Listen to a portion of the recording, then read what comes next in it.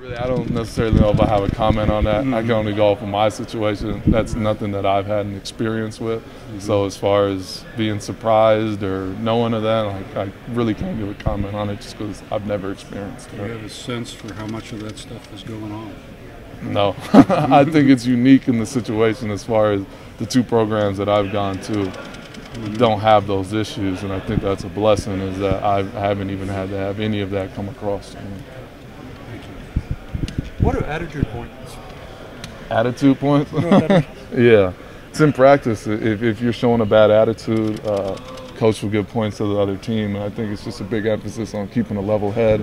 We don't need guys going out of their way to kind of show a bad attitude or show when they've had a bad play or things like that. I think just being even keel, those attitude points have really helped everyone kind of just stay in check. Have you ever been around a team that had such a, have to give attitude points? No, I haven't been around the team, but I think that just shows the competitive level and just the intensity of the players is that everyone wants to do everything and everyone wants to be successful, that sometimes you get so frustrated with yourself it might take you out of the next play. So I think it's a great way to kind of keep people and remind them that, look, you might mess up on a play, but you got the next play, you need to keep your head and things like that. But I think it's a good thing at the end of the day. Like, it shows that you care if you're that frustrated at yourself that you made a turnover or you missed a shot or things like that. So I think it's really going to help us. Who are the two biggest trash talkers on the team, in your opinion? I don't think I'll label anybody. I think everyone kind of says their 2 cents when they get it going, but I think that's what makes our team special is that you can't say those things to each other, but when we walk off the court, everyone's friends again. What about you?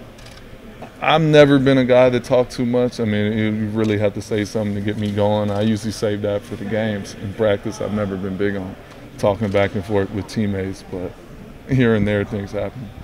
What is the biggest difference between Kentucky and Stanford so far from your experience? I don't know if I can put my finger on just one difference. I think there's two totally different experiences that you get. Not one good, not one bad, but I would just say like the basketball, school, the city, I mean, everything's different. So I don't think there's one thing that I could put my finger on and say that's been the biggest thing. Is there anything surprised you about Lexington or the school here so far? Yeah, I'm not sure if anything surprised me. I didn't have many expectations as far as what to expect. I necessarily wasn't able to talk to anybody as far as this is how it's supposed to be, and then something surprised me. Kind of just came in here with a blank slate, and so everything's new to me. Just been trying to soak everything up, so I couldn't say anything surprised me. I read a quote that said an older lady hugged you in Trader Joe's. Yeah. Was that weird? It was weird. It was weird. I mean, that was one of the first weeks I was here, and that kind of shocked me as far as like how much people really do care about basketball here and the love they have for it. But now as I'm settled in, I'm a little more comfortable. I start to realize that everyone you pass on the street, they may not know you personally, but they have some type of connection to Kentucky basketball, or they're a fan, or they watch it on TV and things like that. So I'd say that's a big difference as far as just that many people really caring that much about the team. I can't imagine it was that way at your last stop. No, no, it wasn't. I mean, the Bay Area has so much going on. I mean, with the Warriors and things like that. Stanford basketball, we had some success, but not at the level that Kentucky has had. And the fan support, obviously, this is the best in the country, so it's tough to compare those two.